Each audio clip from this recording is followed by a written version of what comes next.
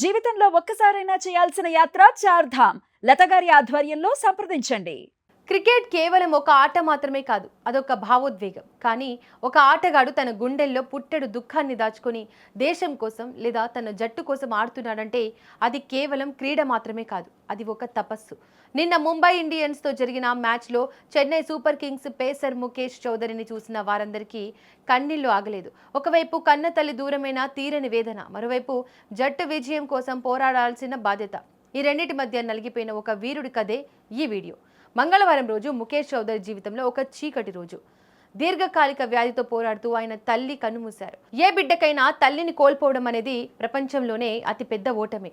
కన్నీళ్లతో అమ్మకు అంత్యక్రియలు నిర్వహించిన ముఖేష్ ఇంటి వద్ద ఉండి బాధపడలేదు. తనను నమ్మి జట్టులో అవకాశం ఇచ్చిన సిఎస్కే కోసం తన తల్లి కోరుకున్నట్లుగా రాణించడం కోసమే ఆ కన్నీళ్లను దిగమింగుకొని బుధవారం నాడే జట్టుతో చేరారు.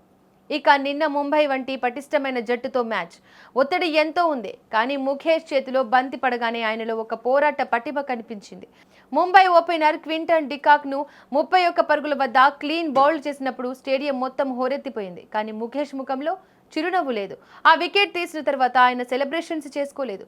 బదులుగా ఆకాశం వైపు చూస్తూ 2 చేతులు జోడించి తన తల్లికి ఆ వికెట్ను అంకితం చేస్తూ ఎమోషనల్ అయ్యారు. ముఖేష్ నిబద్ధతను చూసి కెప్టెన్ రుతురాజ్ గైక్వాడ్ కూడా ఫిదా అయ్యారు. మ్యాచ్ ముగిసిన తర్వాత ప్రెజెంటేషన్ లో గైక్వాడ్ మాట్లాడుతూ, ముఖేష్ ఎంత పెద్ద బాధలో ఉన్నాడో మాకు తెలుసు.